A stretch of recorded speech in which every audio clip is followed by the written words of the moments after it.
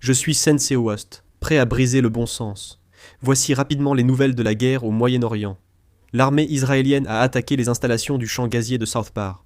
Le ministre de la Défense israélien, Katz, affirme avoir frappé la principale installation pétrochimique d'Iran, qui représenterait 50% de sa production. Ici, Tabriz, en Iran. Il y a eu une frappe aérienne israélienne sur Tabriz. Ici, Tel Aviv, en Israël.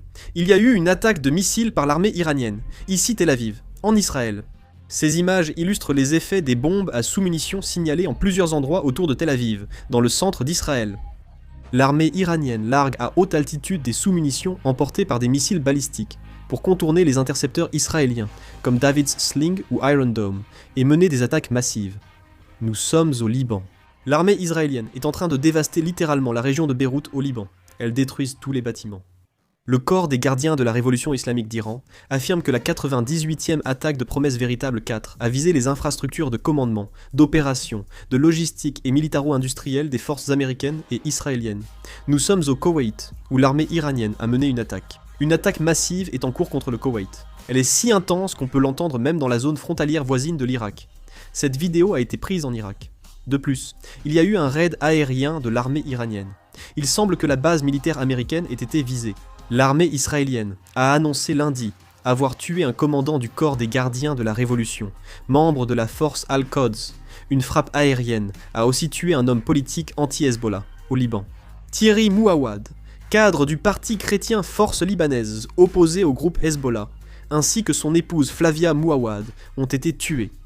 Le responsable iranien de l'énergie atomique, Mohammad Eslami, a souligné dans une lettre adressée au directeur général de l'Agence internationale de l'énergie atomique que l'inaction de l'organisme de surveillance nucléaire de l'ONU équivaut à approuver les attaques contre des installations nucléaires telles que la centrale de Bushehr. Le porte-parole du ministère iranien des Affaires étrangères, Esmail Baghaei, a affirmé lundi lors d'une conférence de presse à Téhéran que l'Iran défendrait son pays par tous les moyens si besoin. Il a accusé les États-Unis et Israël de ne pas respecter les limites et d'ignorer le droit international. Baghaei a rejeté comme illogiques et inacceptables les 15 conditions de cessez-le-feu proposées par les États-Unis via un médiateur.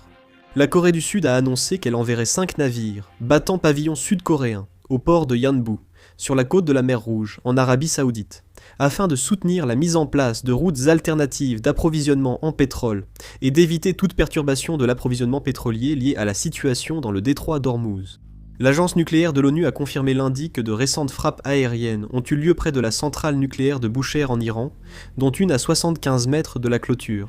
Je réaliserai et mettrai en ligne une vidéo dès que d'autres informations seront disponibles. La vidéo se termine ici. Merci.